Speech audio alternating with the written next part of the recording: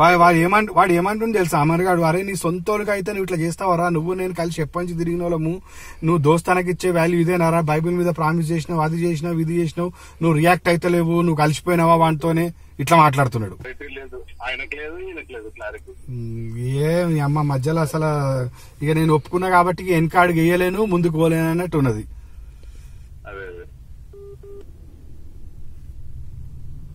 ఆ డీడీలు అంటే ఆ డీడీలు అన్న తెచ్చిచ్చేస్తుంది అమ్మ, కొరియర్ అని ఇచ్చి పాడితే వాళ్ళు ఏమైనా చేసుకుంటారా భయ్, మనకి ఎందుకు ఇక తలనొప్పిగా ఉన్నది నాకైతే నిజంగా చెప్పాలంటే.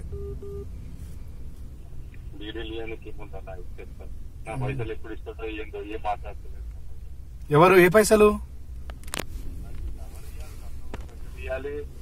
కంపెనీ నుంచి రావాలి పైసలు, మా అక్కకి రావాలి పైసలు, ఇవన్నీ ఏం సపోర్ట్ చేస్తలేరు. 5 సంవత్సరాలు అవుతుంది.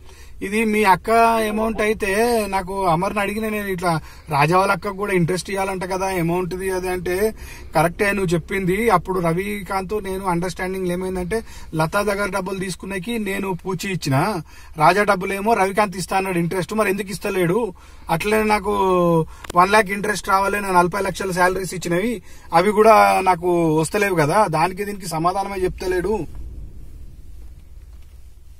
అని అంటాడు. నేను అదే అంటున్నా అబ్బా, ఇది ఇదంతా సింపుల్ గా సాల్వ్ అవుతుంది అబ్బా. వెంకటేశ్వర టెంపుల్ లకు వచ్చేసి ఒట్టేసేయమని నేను ఏమి ఇచ్చేది లేదు, బోసిపోయాను కథం, నేను అదే ట్రాన్స్ఫర్ చేస్తే వాళ్ళు చూసుకుంటారు, ఇక మనకి ఎందుకు లొల్లి ఇది.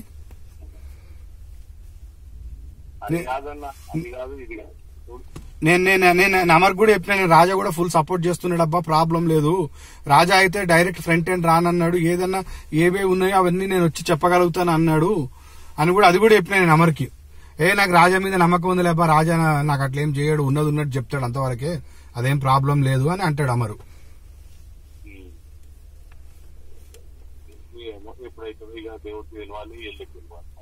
సరే ఇప్పుడు ఏం చేయమంటావు నన్ను చెప్పు మరి. ఇదేమో కంప్లైంట్ రాసి పంపిస్తా, నేహాన్ని తీసుకుని అక్కడికి వెళ్ళమంటాడు. అది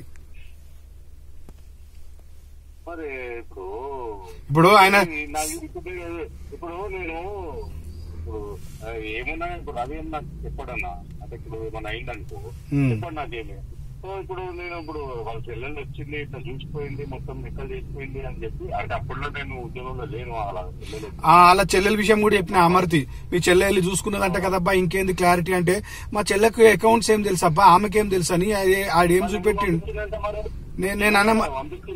నేను అదే అన్న, నువ్వు ఎందుకు పంపించినావు మరి అనవసరంగాను అంటే, లేదు నేను రజితారెడ్డి నాకు నేను పంపిస్తాను, ఆమె నమ్ముతాను అన్నాడు. సరే ఈసారి రజితారెడ్డిని మీ చెల్లెని పంపి అబ్బా, నేను కూడా దగ్గరుంటా, సో క్లోజ్ చేసేసుకోండి, ఎందుకు ఇంత పంచాయతీ ఇట్లా దాకొని బతకటం, ఎందుకు వచ్చిన బతక అన్నట్టు నేను గట్టిగా ఇచ్చిన నేను మొన్న.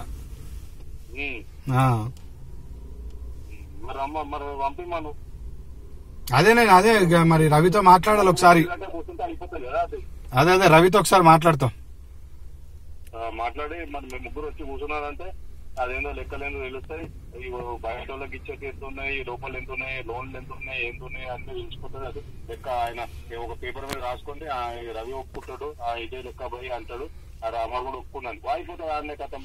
అదే ఈడేమో అమర్గాడేమో 40 lakhs అప్పుడు శాలరీస్ కోసం ఇచ్చిండంటే, దాని ఇంట్రెస్ట్ పైసలు కొద్ది రోజులు ఇచ్చిర్రు, తర్వాత బంద్ చేసిండ్రంట. ఇప్పుడు అది ఏమి ఇచ్చిండు ఏంది అనేది ఆయన పేపర్ మీద పెట్టియచ్చు కదా అన్న. నేను అదే అడిగిన, పేపర్ మీదనే పెట్టమన్నా, నేను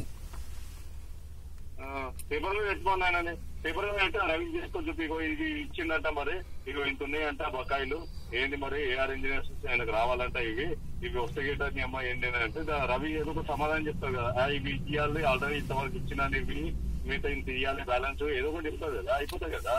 అవును ఆయన పేపర్ మీద పెట్టండి, ఈయన పేపర్ మీద పెట్టారు, ఇద్దరు గాళ్ళ చెట్ల మీద కూర్చొని ఇస్త్రాకులు కొట్టుకున్నట్టు గాళ్ళ ఏదో చెప్పుకుంటారు, ఈయన గాళ్ళ చెప్తాడు, ఆయన గాళ్ళ చెప్తాడు, ఈయన యాత్ర కొట్టుకున్నాను. సరే నాకు సాయంత్రము నేను ఇంటికి వచ్చి నాకు ఫోన్ చేస్తా, జర ఆ డీడీలు ఇస్తాయి పంపించేస్తా అబ్బా, వాళ్ళు ఏమైనా చేసుకొని. ఇక